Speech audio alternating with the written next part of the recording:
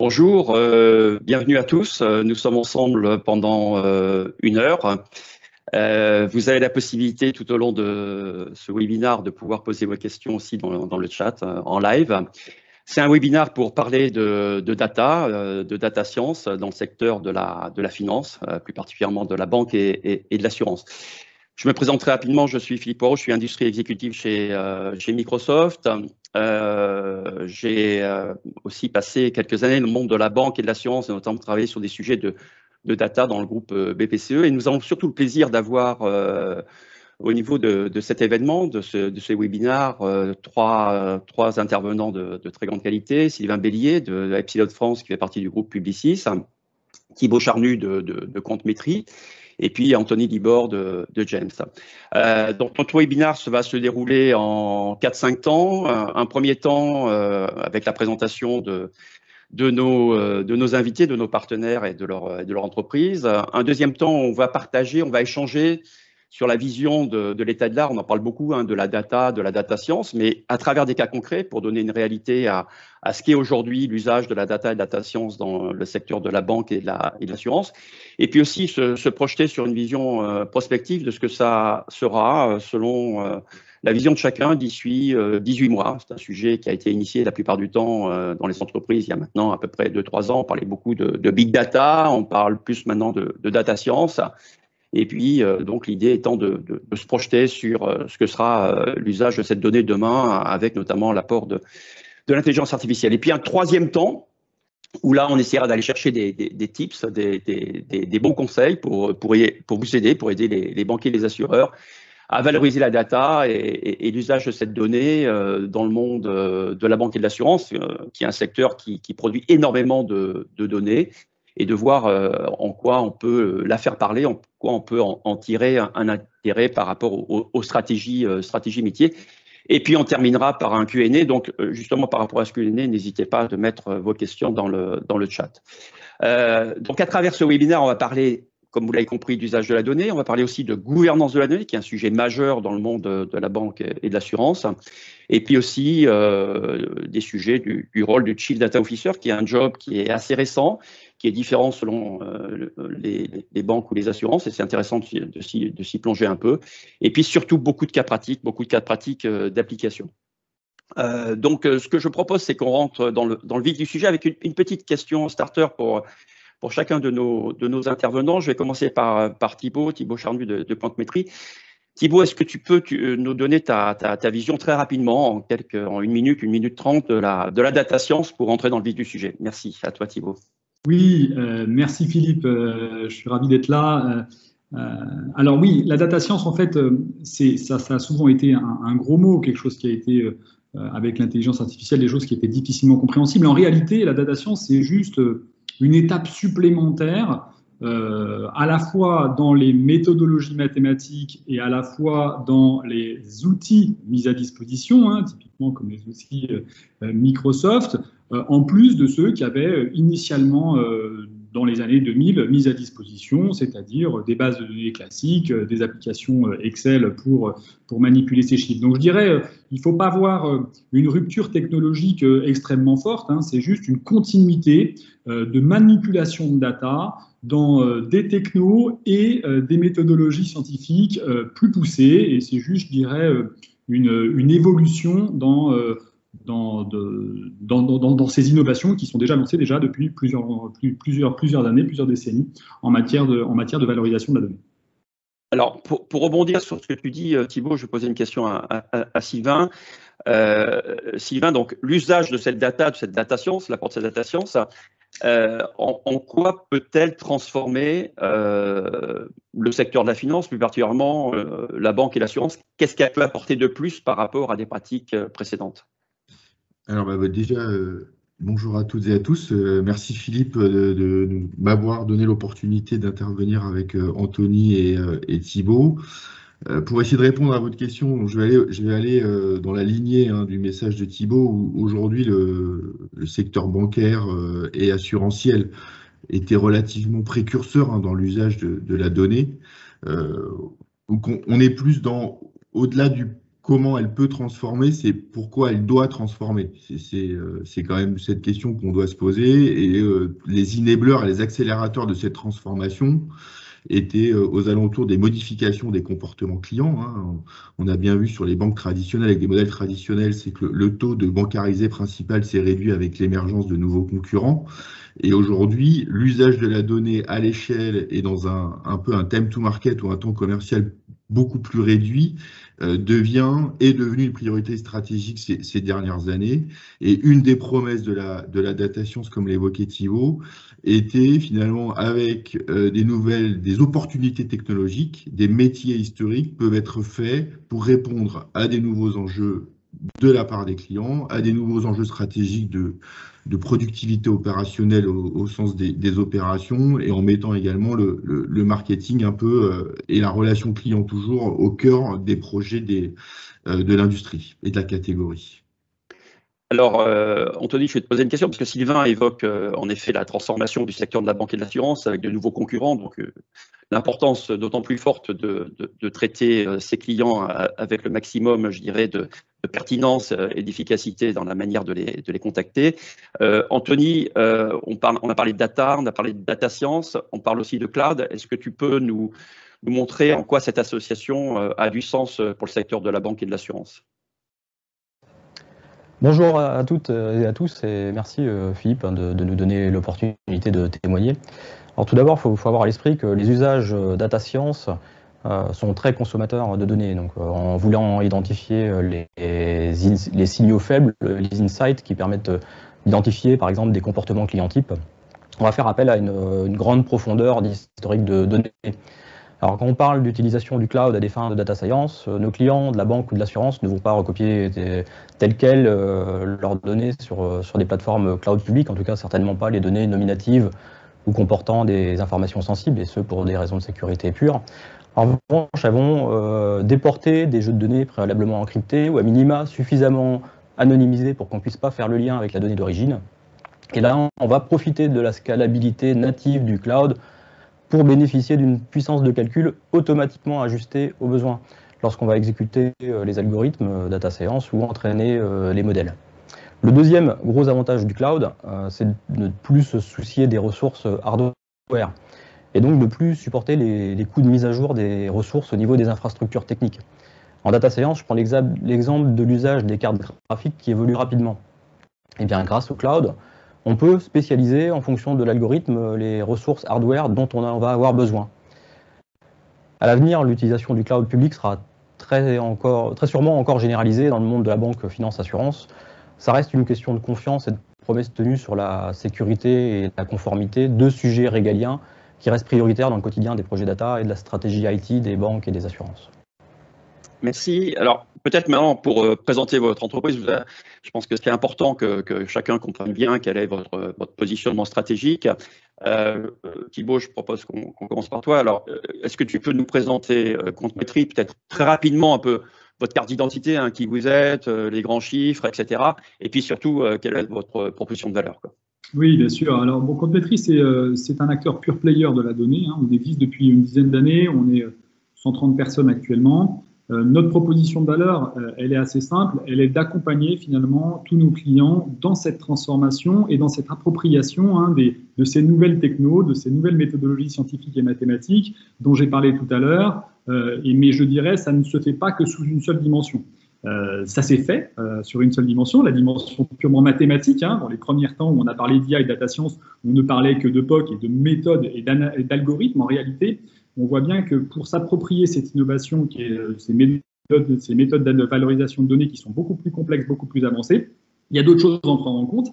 Il y a à bien se préparer. Donc, c'est ce qu'on fait chez Compte-Métrie. On donne la possibilité aux clients de bien se préparer, bien cadrer cette transformation, bien s'organiser pour la faire, bien organiser les données pour la faire. Donc ça, c'est le premier pilier de notre proposition de valeur. Le deuxième pilier, c'est celui dont je viens de parler, c'est le pilier historique de la data science, hein, c'est-à-dire comment bien manipuler ces données, quels bons algorithmes choisir, comment les agencer les uns par rapport aux autres. Donc ça, c'est le deuxième pilier très mathématique, hein, très algorithmique de data science.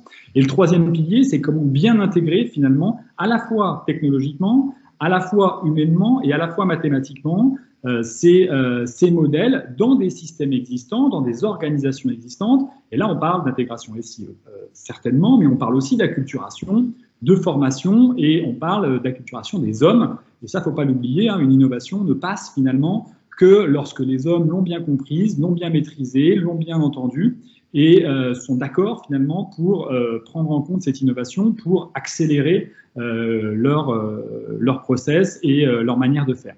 Voilà, donc c'est notre proposition de valeur, comme on dit, de A à Z pour un pure player de la donnée. Merci Thibaut. Anthony, est-ce que tu peux aussi donc présenter James, présenter donc ta société, la société, et puis quel est votre apport pour les banques et les assurances? Bien sûr. Alors, James, tout d'abord, c'est près de 800 collaborateurs experts dans l'ingénierie data et plus de 400 projets de plateforme data déployés chez nos clients. Donc au point qu'aujourd'hui, on se positionne comme un véritable industriel de la data, avec 3 missions phares. 1, c'est construire l'asset data de nos clients. 2, c'est manager cet asset data. Et 3, c'est l'exploiter.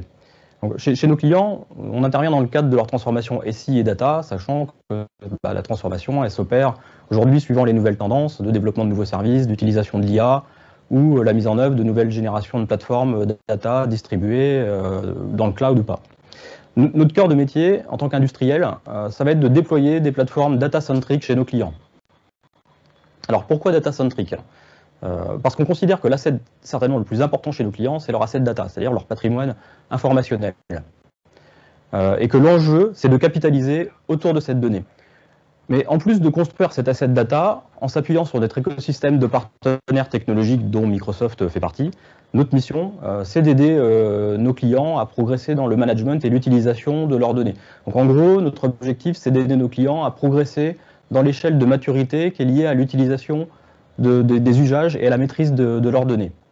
Et pour ça, on va s'appuyer sur un certain nombre de principes méthodologiques qu'on a largement expérimentés chez nos clients, des principes d'organisation de données en couche qui va être constituer le moteur principal d'une architecture data pour délivrer le cas d'usage.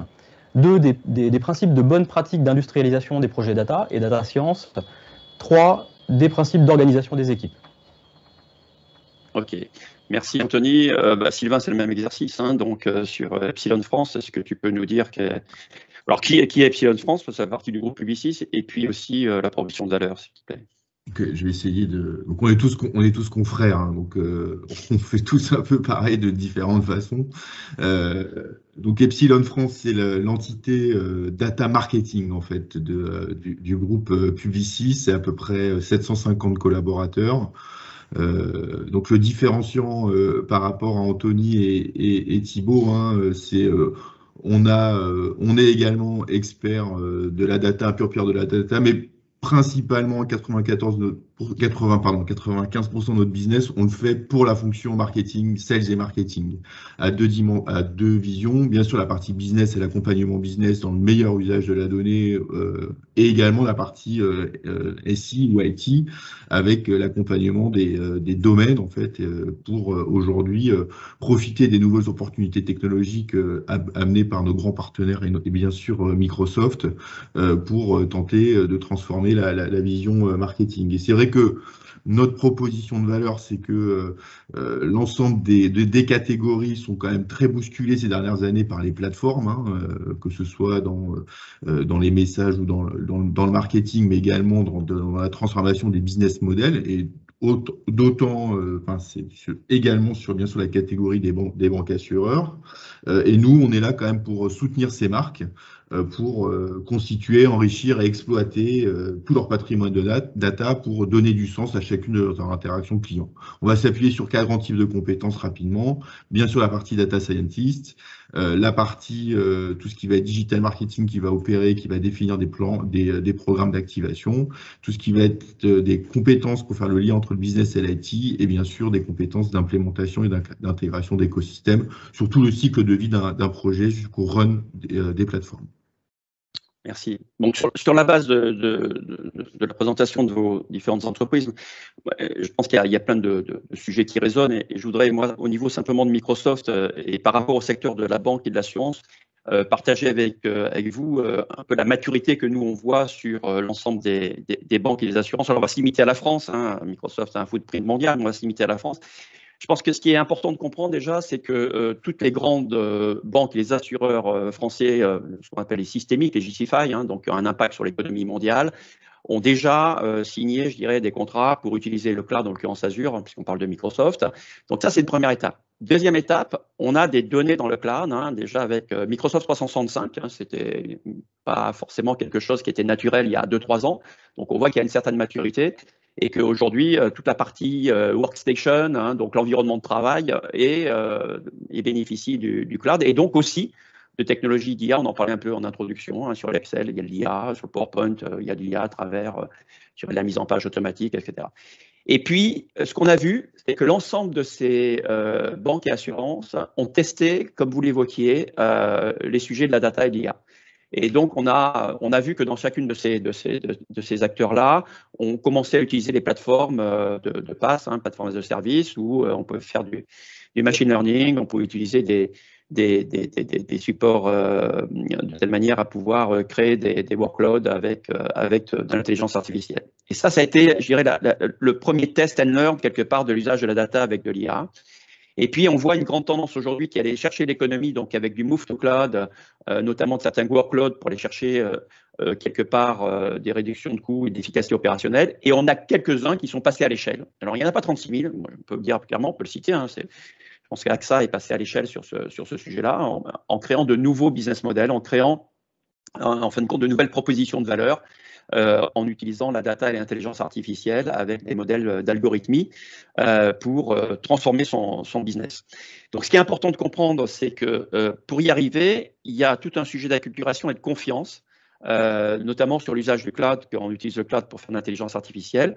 Et il faut savoir que Azure donc, est compliante avec toutes les exigences de l'EBA, l'European Bank Authority, mais aussi de la CPR, et qu'on est aligné avec toutes les réglementations en cours. Et ça, je pense que c'est important. On voit bien que le processus de partage à l'échelle est un long processus et nécessite naturellement de mettre en place beaucoup de choses au sein des organisations. Alors peut-être pour entrer maintenant dans des cas concrets, hein, puisque ça c'est notre deuxième grande séquence, sur l'usage de la data et de la data science. Je vais commencer avec toi, Sylvain. Sylvain, tu parlais tout à l'heure de sujets un peu liés à la performance, à la vente, au marketing, etc. Est-ce que tu peux nous donner quelques exemples concrets de sujets sur lesquels vous travaillez pour aider les banques assurances dans ce domaine-là? On va tenter avec beaucoup d'humilité, hein, parce que déjà je suis entouré d'experts avec moi, encore une fois sur le marché français. Et je vais juste faire un petit peu de genèse, comme en fait pour faire écho aussi à ce que tu racontais, Philippe. C'est vrai que, en tout cas, on peut aujourd'hui quand même un peu affirmer avec une grande conviction que l'ensemble des acteurs français sont malgré tout rentrés dans une maturité et sont quand même aujourd'hui considèrent la data science, l'IA ou la data comme un système critique, et on fait la bascule et on fait le mouvement. Donc ça, c'est le premier point. Le deuxième point, finalement, les grands cas d'usage autour de la fonction vente marketing a été essentiellement quand même très accéléré par le digital. Donc au départ, c'était de se dire, finalement, est-ce que ces nouveaux outils, ces opportunités technologiques et également de compétences peuvent m'aider à hybrider les données plutôt digitales avec les données plutôt comportementales ou les données qu'on avait l'habitude de manipuler, les données issues de comptes ou de détention de détails du ticket, hein, si je peux m'exprimer ainsi.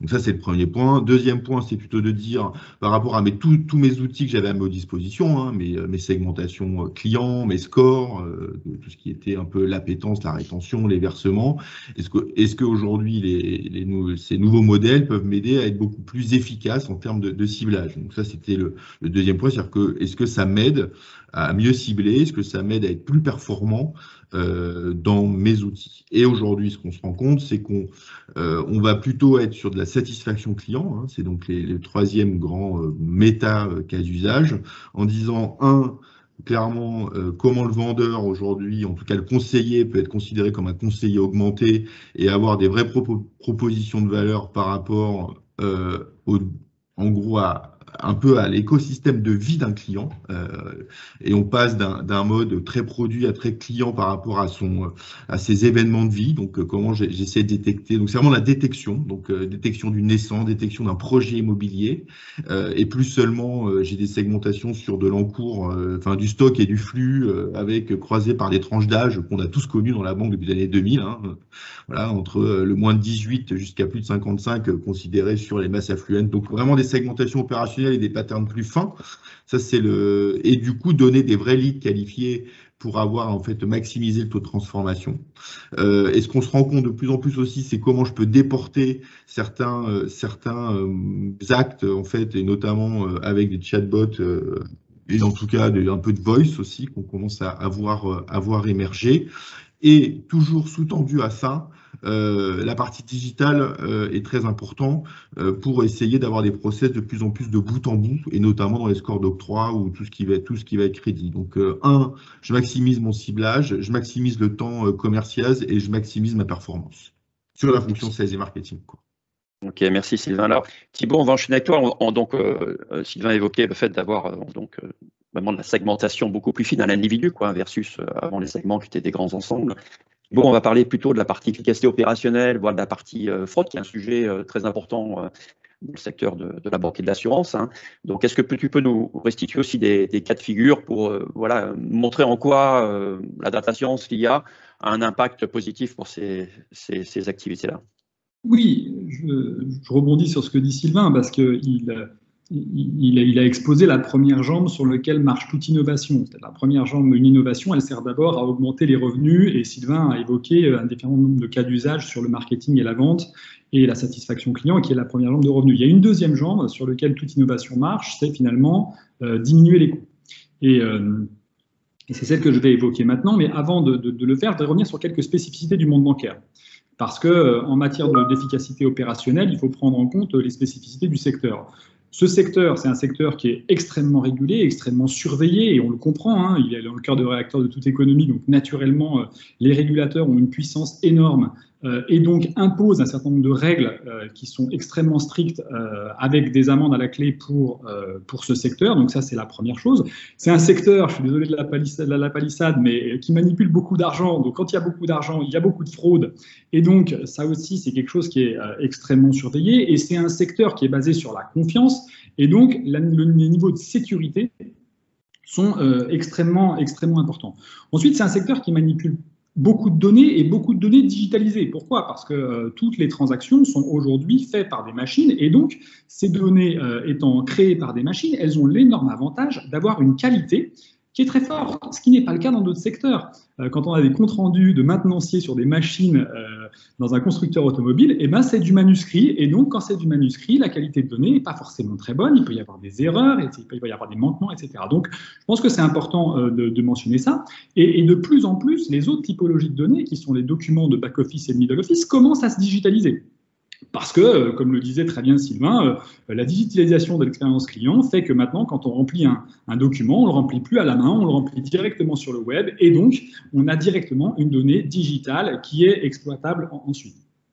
Voilà, donc ça c'était le premier sujet. Le deuxième sujet, c'est qu'on voit que c'est, en matière d'efficacité opérationnelle, c'est un monde qui est extrêmement je dirais, contraint dans sa réduction de coûts, tout simplement par l'apparition des néobanques qui font que la compétition commence à se multiplier, et donc, avec un marché qui reste stagne en termes de chiffre d'affaires, ou je dirais qui bouge très peu, une des possibilités pour les acteurs majeurs, pour les acteurs incumbents, c'est finalement de jouer fortement sur leurs coûts, et donc jouer sur leurs coûts, ça veut dire trouver des innovations pour les diminuer. Donc, voilà, donc ce petit panorama étant fait sur ce sujet, on peut revenir sur les différentes catégories finalement de cas d'usage qui peuvent être mises en place autour de ce que je viens d'évoquer. Bon, la première, c'est évidemment, je vais les reprendre un peu les uns à la suite des autres, hein, des fraudes. On a beaucoup de cas d'usage autour de la lutte anti-blanchiment, de la lutte terroriste, qui est la lutte antiterroriste, qui est finalement à cheval entre la conformité, puisque c'est une obligation des banques, et de la fraude.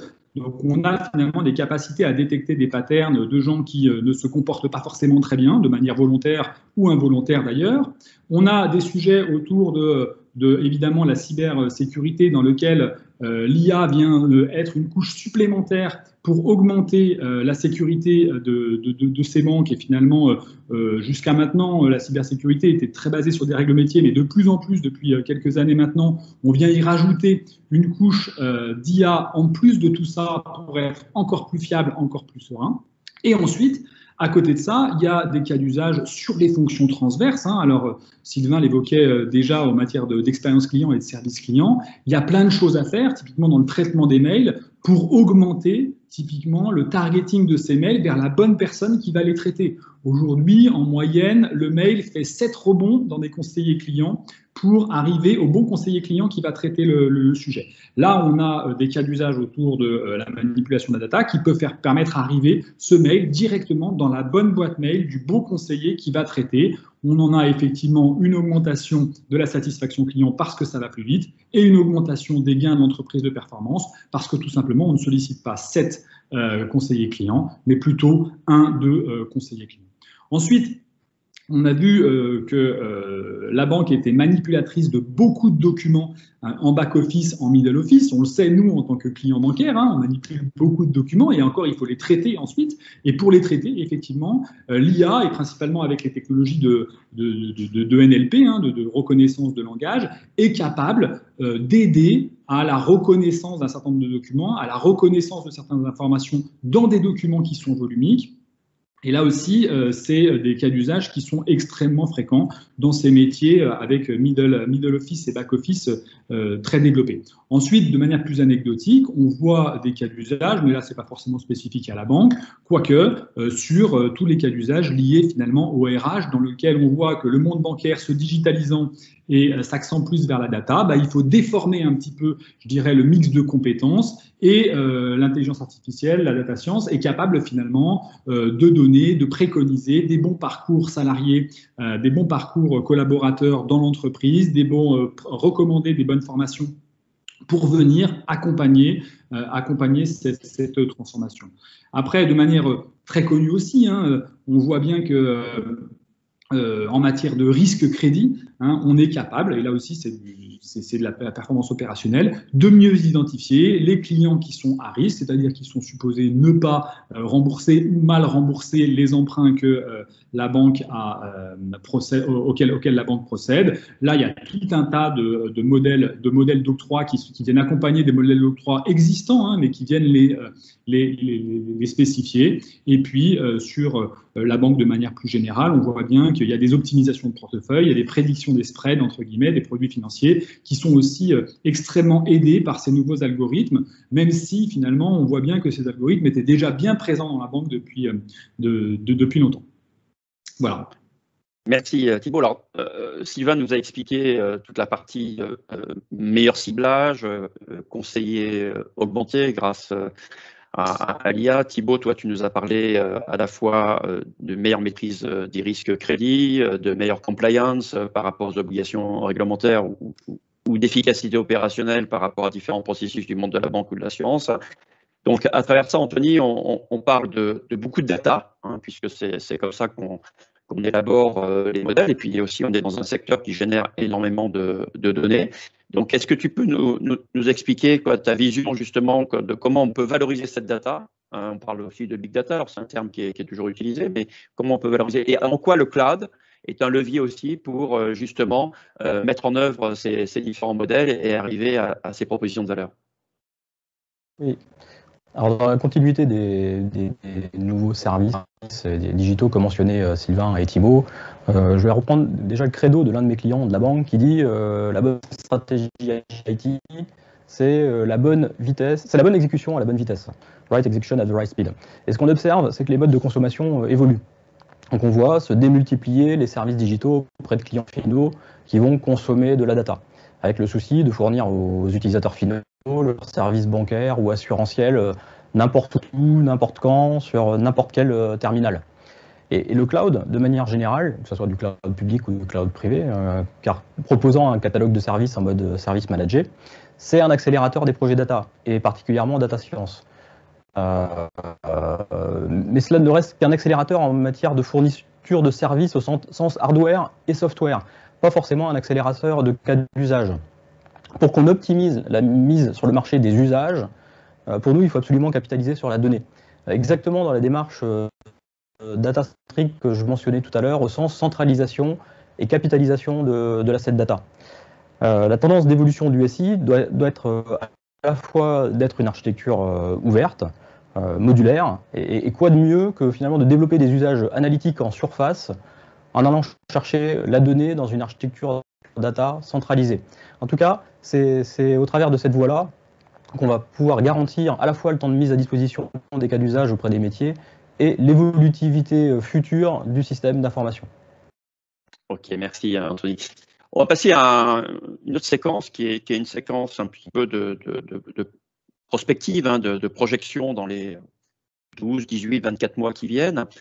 On va commencer par toi, Sylvain. Le Chief Data Officer, c'est un job qui est apparu il y a quelques années. Il est apparu, on se demandait ce qu'il allait faire, on se demande peut-être dans certains cas ce qu'il fait aujourd'hui, mais j'aimerais bien avoir ta vision, puisque tu en côtoies, de comment tu vois le Chief Data Officer demain dans le secteur de la banque et l'assurance, quel sera son job, naturellement dans une situation, on va dire, qui serait une situation, je dirais, la meilleure pour lui, quoi.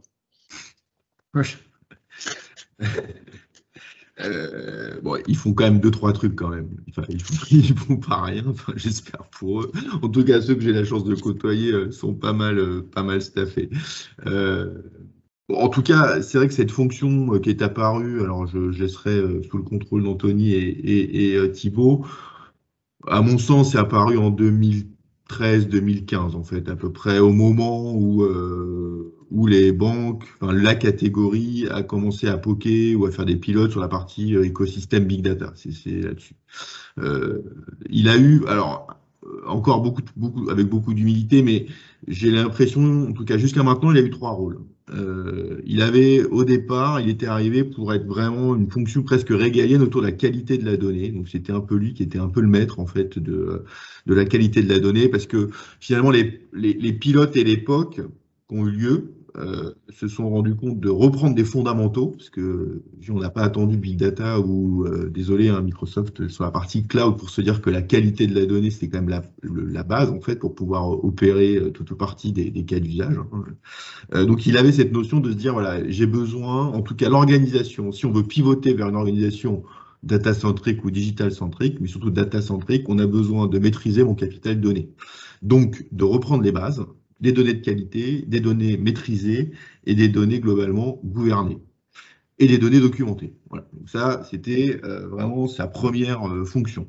Sa deuxième fonction était plutôt de dire j'ai mis en place des stacks technologiques, mes métiers, enfin mon business au sens large, a gagné en maturité et mon rôle, comme le disait Anthony juste avant, c'était plutôt de dire je dois maximiser, en gros être en lien et répondre aux enjeux de time to market des opérationnels.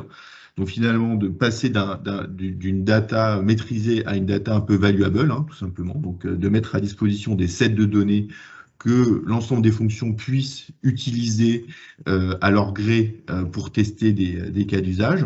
Donc ça, c'était un peu la deuxième phase d'un Chief Data Officer. Et aujourd'hui, on sent une évolution vers un Chief Data Officer qui est quand même un petit peu maintenant devenu un centre de profit. Donc, on attend de lui qu'il contribue clairement à la performance de la boîte, en tout cas de l'entreprise. Donc, il a des KPIs de performance business ou de performance d'efficacité opérationnelle. Mais en tout cas, il est maintenant membre de COMEX ou de comité de direction. On lui a alloué des moyens non négligeables, que ce soit technologique ou en compétences. Donc, il doit délivrer de la perf, il doit délivrer de la performance ou de l'efficience.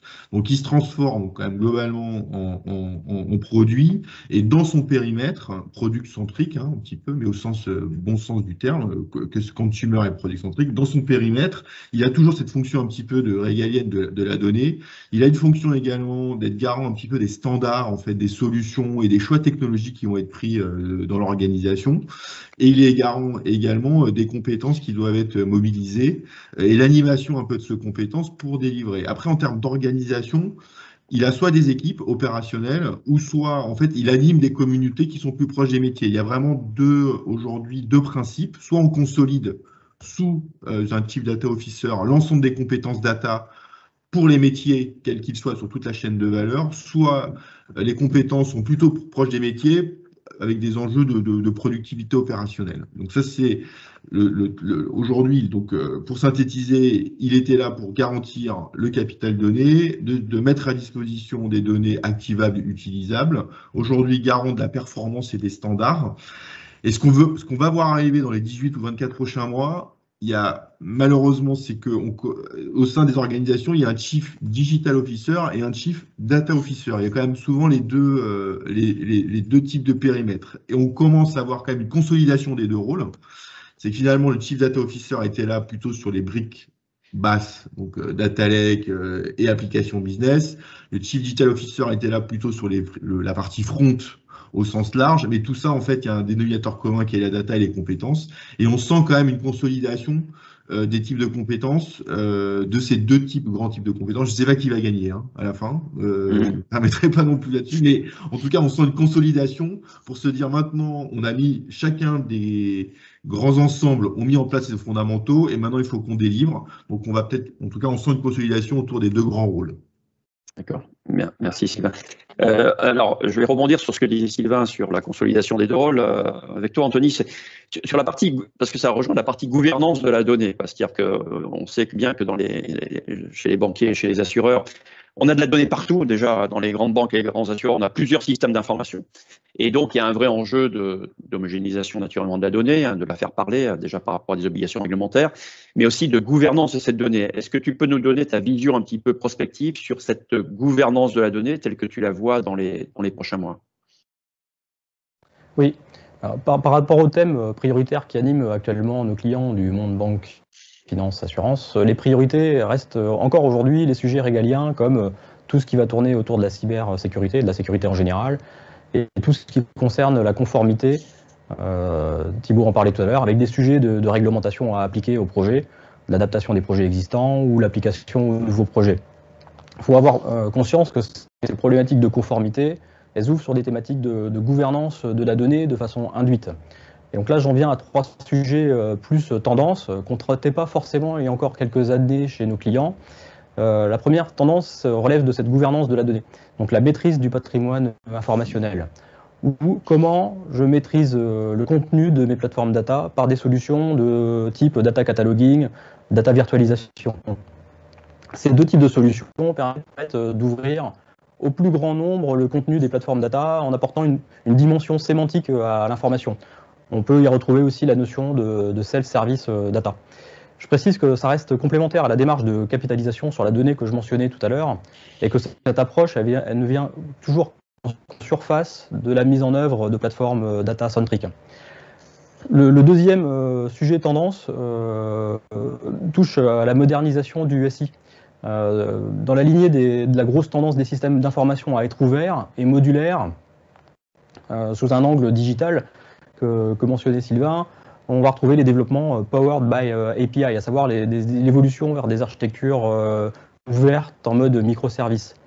Mais pour qu'on puisse démultiplier ces usages modulaires, en accélérant justement ce time to market, j'insiste sur le fait que cette donnée, elle doit être disponible, de qualité, centralisée, et pour ça, on doit avoir cette démarche data-centrique. Et la dernière tendance que je vois, c'est bien sûr le cloud computing, ou plutôt encore à date l'hybridation dans le cloud que j'ai déjà évoqué. On n'en est pas encore au point de déporter l'ensemble des données dans les clouds publics. On observe quand même un mouvement progressif de certaines banques qui portent aujourd'hui leurs données et leurs applications sur des clouds privés en mode service managé. Je ne vais pas non plus revenir sur l'utilisation des clouds publics, sur des problématiques de débordement sur les projets de data science. En tout cas, cette approche d'hybridation consistant à profiter de la puissance de stockage, de calcul et de la scalabilité du cloud va continuer, je pense, à s'accélérer dans les prochains mois. Merci Anthony. Thibault, on va parler un peu de technique, sans rentrer trop, je dirais, profondément dans ce sujet-là, mais on parle aujourd'hui de LMOps, de DevOps, de nouvelles approches pour faire du développement agile, rapide sur la donnée. Peut-être que tu peux te définir en 30 secondes déjà avant de montrer une vision prospective de ça, mais comment tu vois cette tendance-là? Je pense qu'on est dans un monde où ça devient peut-être de plus en plus simple d'utiliser ces technologies, ce qui ne veut pas dire que c'est compliqué en termes de réflexion préalable, mais est-ce que tu peux nous donner une vision de ce que ça va être cette tendance en termes de DevOps dans les prochains mois? Oui, alors ce que je vais évoquer rebondit et fait vraiment écho à ce que dit Sylvain en matière d'évolution du rôle du CDO, que je partage complètement, et ce que dit Anthony sur la partie Sales Data. Il faut juste revenir un petit peu sur deux phénomènes tendanciels qu'on a vus ces 3-4 dernières années, que j'espère je partagerai avec vous tous. Mais la première, c'est qu'on est passé d'un mode de l'expérimentation POC dans les directions d'innovation à un mode industriel. Je suis désolé, je rappelle cette vérité, mais en fait, il n'y a pas tant que ça de gens qui sont en mode industriel de leur cas d'usage. En tout cas, les clients qu'on connaît ont quelques cas d'usage, pour certains beaucoup, mais voilà, je pense que c'est important de rappeler ça pour éviter de dire que l'innovation va si vite. Elle ne va pas si vite. Je pense que c'est important de le rappeler. Donc il y a ce premier phénomène de on travaille un petit peu à froid dans un garage et d'un coup on intègre tout dans une process d'entreprise et c'est pas simple parce que ces process sont complexes et ils sont engageants pour tout le monde. Donc ça c'est la première chose, une industrialisation qui commence à avoir je dirais, une majorité dans les cas d'usage utilisés. Et ensuite, il y a un deuxième phénomène, au-delà de cette industrialisation, c'est la multiplication des cas d'usage. C'est-à-dire qu'avant, on était très fiers, je ne sais pas si Sylvain, Anthony, quand on avait des roadmaps avec 4-5 cas d'usage, aujourd'hui, nous, on voit des roadmaps dans le SBF 120 qui ont plusieurs dizaines, plusieurs vingtaines. Donc voilà, donc je pense que c'est ces deux tendances-là qu'il faut rappeler avant de parler MLOps. Donc, on voit bien qu'il y a, petit 1, maintenant des cas d'usage industrialisés, et petit 2, de plus en plus de cas d'usage industrialisés. Et donc, ces deux je dirais, inducteurs vont faire en sorte que de nouveaux modèles opérationnels vont être à mettre en place chez les banques, tout simplement. Parce que ce n'est pas la même chose que de gérer un cas d'usage qui est sur des données à froid, qu'un cas d'usage qu'il faut complètement intégrer dans des processus d'entreprise. En particulier, donc on parle effectivement de MLOps, de DevOps, parce qu'il faut pouvoir manipuler en temps réel un petit peu ces cas d'usage pour éviter la dérive dans le cas d'un modèle IA, par exemple, ou alors, pas l'éviter, mais en tout cas alerter quand elle se produit, parce qu'elle se produit de manière inéluctable. Donc là, il y a tout un tas je dirais, de choses intéressantes à mettre en place. Il faut pouvoir être capable de modifier quasiment en temps réel l'algorithme et donc sans rupture de service. Et donc là aussi, on continue à parler de MLOps. Donc, il faut être capable d'animer, de faire le run finalement, de la même manière qu'on faisait le run d'application digitale. Il faut faire le run en temps réel, sans rupture de service, de ces algos qui sont finalement les moteurs des fronts actuels. De plus en plus, les algos vont venir produire un certain nombre d'informations intelligentes au front, comme l'évoquait Sylvain. Donc ça, voilà, c'est naturellement des nouveaux modèles opérationnels qu'il faut avoir et aussi des nouvelles compétences. Gérer un modèle d'IA en temps réel sans rupture de service, ça demande peut-être à ce que les data science deviennent des machine learning engineers, ça demande aussi peut-être que les machine learning engineers soient réquisitionnés en temps réel 24/24, 7/7.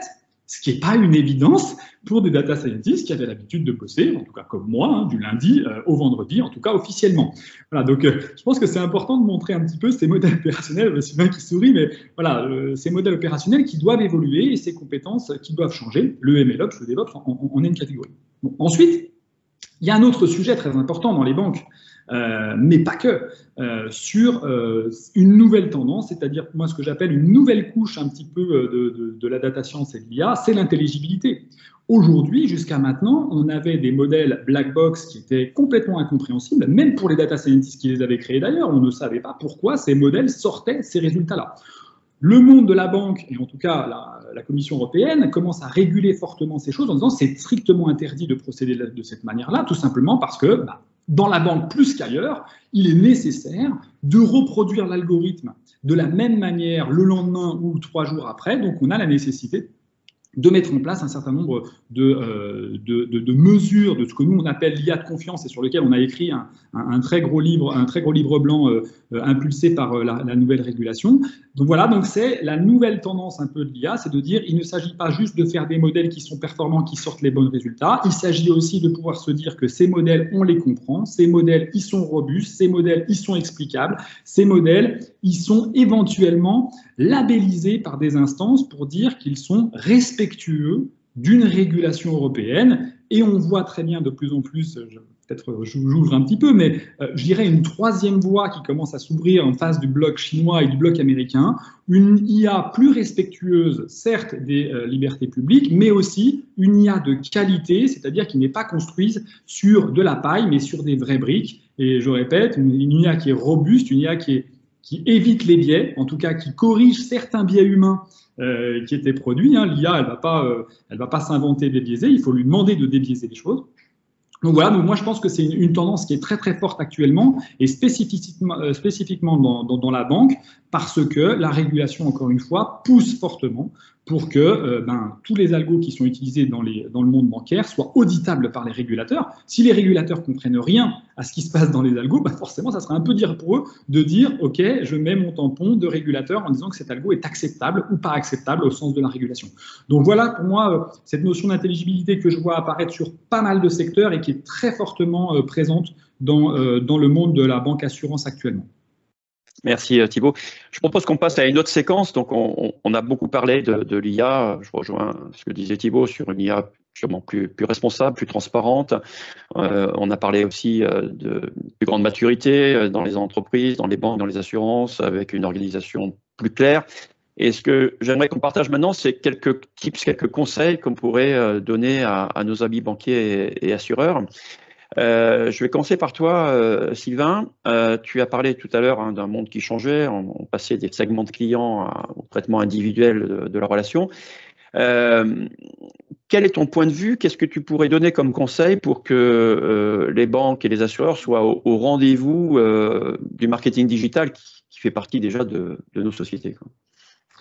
Alors, je vais faire un pas de côté, comme tout le monde, mais déjà, je pense qu'il faut les acteurs considérés comme traditionnels, il faut qu'ils soient aussi convaincus de leur force.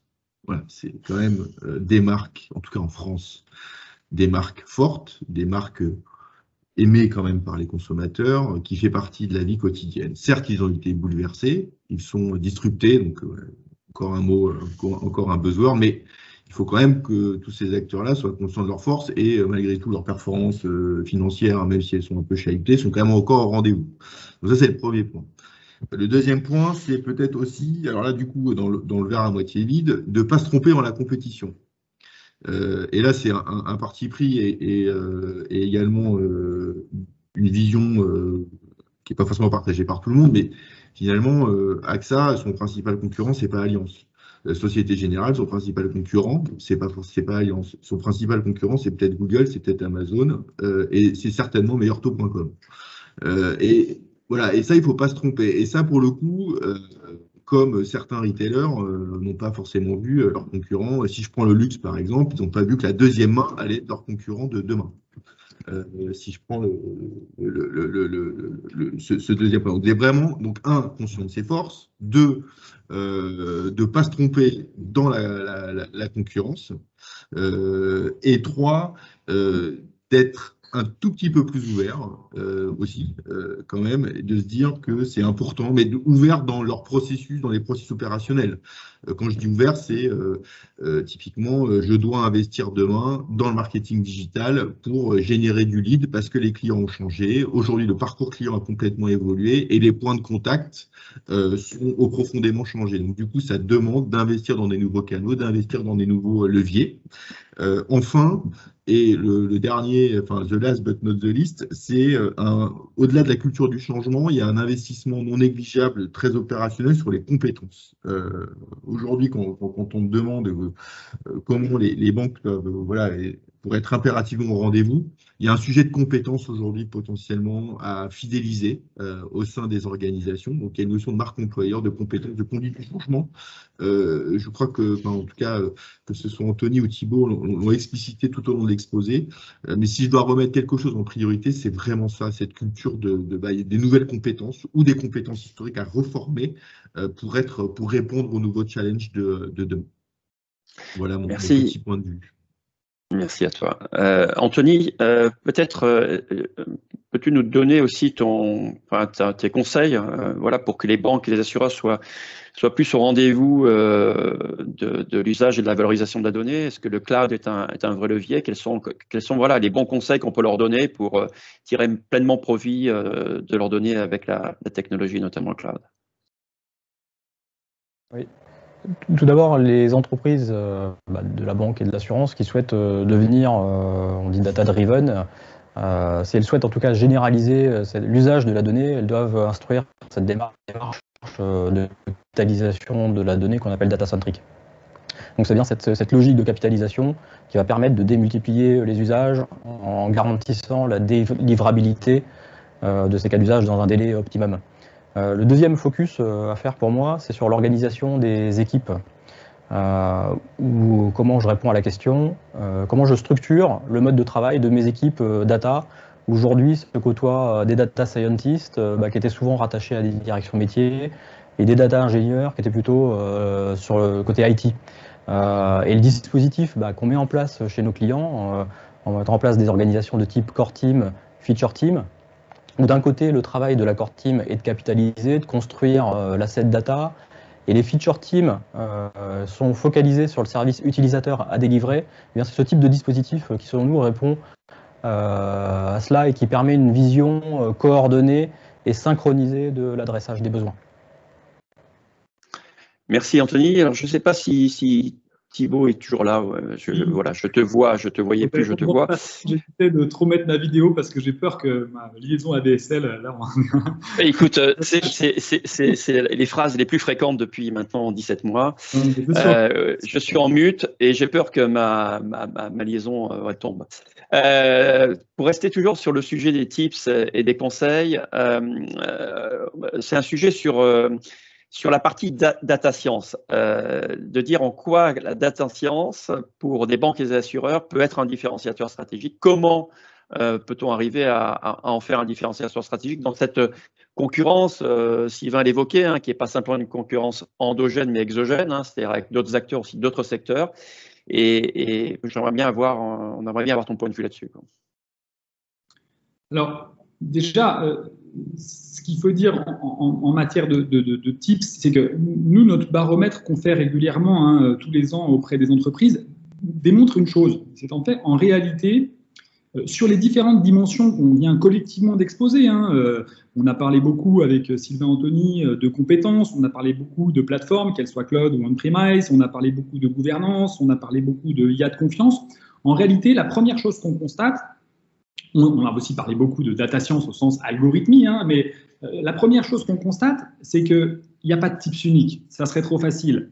Il y a certaines banques qui sont très avancées sur une dimension, peut-être même trop avancées sur une dimension et pas assez sur une autre de celles qu'on a évoquées pour finalement progresser correctement. Donc je dirais, je fais aussi un pas de côté comme Sylvain, mais malheureusement, il n'y a pas de tips unique pour le secteur bancaire. Je dirais que le secteur bancaire, comme tous les autres secteurs, voit à l'intérieur de ce secteur des différences, des variances très fortes de maturité sur toutes les dimensions de l'appropriation de cette innovation qu'est la data science. Donc ça, c'est quelque chose d'extrêmement important. Et donc, je dirais, le premier tips qu'on aurait à mettre en œuvre, c'est connaissez-vous bien, on ne va pas être un peu socratique, mais connaissez bien pour savoir où est-ce que vous êtes un peu en retard par rapport à votre maturité souhaitée à court terme et où est-ce que vous êtes en avance. C'est-à-dire ne procédez pas à plus d'avance dans certaines dimensions où vous êtes déjà extrêmement performant et par contre, travaillez votre verre.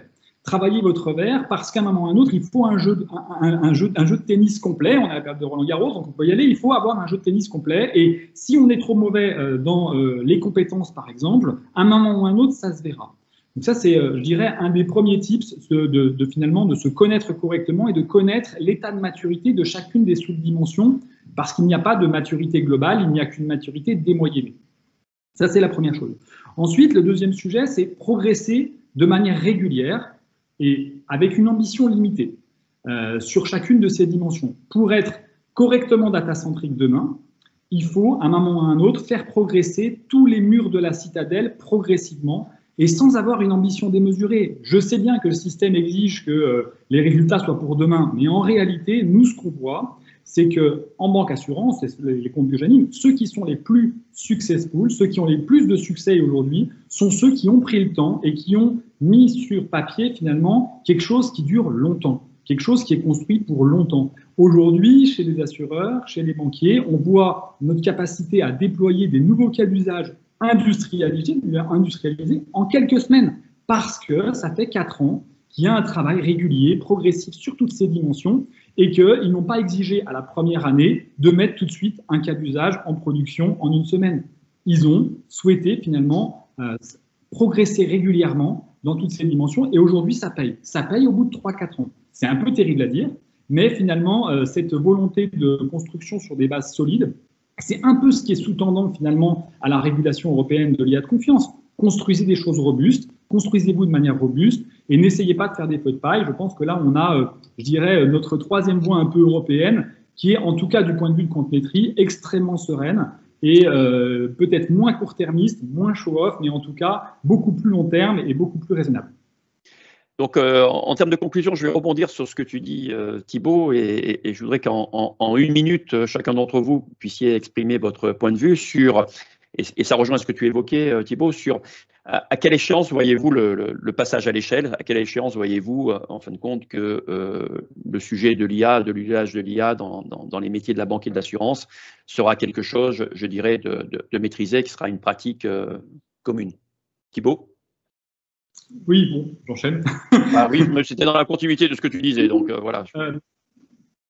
Je dirais, aujourd'hui, moi j'ai déjà quelques comptes en banque assurance que je considère être extrêmement matures et que je considère avoir complètement tourné la page de cette appropriation de l'innovation. C'est pas le cas de tout le monde. Je pense qu'en fait, on ira d'ici 2-3 ans, suivant la complexité évidemment des groupes et suivant leur avance, d'ici 2-3 ans, on pourra, je pense, clairement affirmer que l'IA est une innovation qui est clairement maîtrisée, en tout cas la data science clairement maîtrisée dans les groupes banque assurance, et qu'il s'agit juste maintenant d'un passage à l'échelle au sens de multiplication des cas d'usage et non pas d'un passage à l'échelle au sens de POC versus industrialisation, qui est un passage à l'échelle un peu plus compliqué.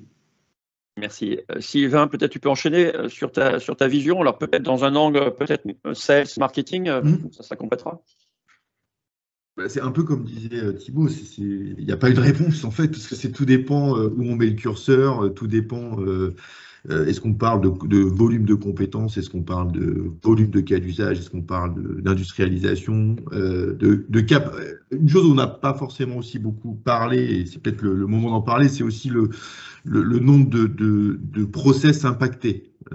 Aussi, hein, de se dire, donc moi j'ai un peu la même, je vais avoir un peu la même réponse que Thibaut, de se dire, en tout cas nous les clients qu'on voit aujourd'hui, on les considère comme matures. Là, sur les choses sur la fonction sales et marketing, sur lesquelles ils travaillent, les fondamentaux sont là, l'usage est fait, les cas d'usage sont testés, industrialisés, abandonnés pour certains parce que ça ne crée pas assez de valeur.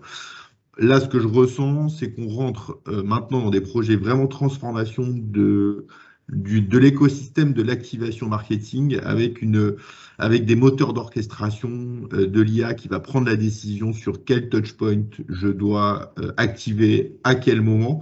Donc, ce qu'a vécu le retail, et notamment les retails spécialisés comme des Fnac Darty sur la partie omnicanal, les banques aujourd'hui et les assurances l'avaient bien sûr évoqué, hein, avec beaucoup d'humilité. Mais là, en tout cas, sur cette fonction sales et marketing, maintenant, le coup d'après, qui arrive d'ores et déjà maintenant avec des projets, des assessments en cours, on sent une consolidation et une interopérabilité dans les canaux de contact. Et on sent une hybridation. Donc, l'hybridation donnée a eu lieu entre les données au sens large. L'hybridation sur des nouveaux modèles de connaissances clients ont eu lieu. Et maintenant, c'est l'hybridation, finalement, un petit peu data, média, créa, dans l'écosystème d'activation. C'est un petit peu ça que je vois sur le coup d'après, Après l'horizon temporel, donc si on s'appuie sur des gens avec, que ce soit l'ensemble Anthony et Thibaut, ou nous, bien sûr, ça ira plus vite, mais pour plaisanter un peu, après, j'ai pas l'horizon temporel, mais je pense qu'en effet, d'ici les 18-24 prochains mois, on verra un petit peu cette nouvelle marche. Donc ma réponse, c'est plutôt la nouvelle marche qu'on est en train de voir, plus que de se dire où est-ce que la data sera complètement opérée. Je pense qu'aujourd'hui, on y est. Et Anthony, ta vision donc sur l'usage la maîtrise de cette data et l'usage du cloud généralisé au niveau des banques et des assurances très rapidement, cette trajectoire? Je partage complètement les positions de Sylvain et de Thibaut. Et pour moi, effectivement, je pense que le move, il a déjà opéré, ça a déjà démarré et qu'il y a une vraie prise de conscience du secteur depuis quelques temps déjà sur l'apport de valeur de la data. On a évoqué les initiatives data science qui sont largement répandues au fil des années, touchant à la lutte contre la fraude ou l'automatisation de processus métiers, comme la reconnaissance de pièces d'identité, qui peuvent faire appel à des fonctions de deep learning. Et ces initiatives ont parfois été menées de façon isolée, sans une véritable coordination entre les équipes IT et métiers. Et de ce fait, il y a pour moi 4 points de focalisation à venir. Donc, on l'a déjà évoqué, comment tendre vers une entreprise data-driven qui sous-tend le sujet de centralisation et de capitalisation de l'asset data. 2, Thibaut l'a évoqué, c'est l'industrialisation des projets data science. Donc, à la fois le sujet de l'optimisation, mais aussi du déploiement. Je parlais moi d'approche modulaire comme tendance d'évolution générale du système d'information. On a vu dernièrement l'émergence des solutions de containerisation type Docker, Kubernetes, qui sont des solutions de virtualisation légère et qui influent assez peu finalement sur la performance des traitements et des accès aux données. La troisième tendance que je vois, c'est l'automatisation de l'évolution des modèles data science en fonction des données. Thibaut parlait d'IA de confiance. Comment mes modèles vont évoluer automatiquement et s'ajuster au fil du temps et comment on va avoir les bons résultats. Donc là, on a observé aussi l'apparition du grid search, où on va faire un focus sur la gestion des hyperparamètres pour ajuster au fil de l'eau la précision des modèles. Et enfin, le dernier point, c'est comment je restructure mes équipes data autour d'une organisation qui me permet de mieux délivrer mes cas d'usage. Donc dans cette logique de capitalisation, mais surtout de réutilisabilité des cas d'usage précédents. Merci. Alors déjà, avant de passer au Q&A, je voulais d'abord vous remercier, Thibaut, Sylvain et Anthony, de la qualité des échanges. Merci à vous.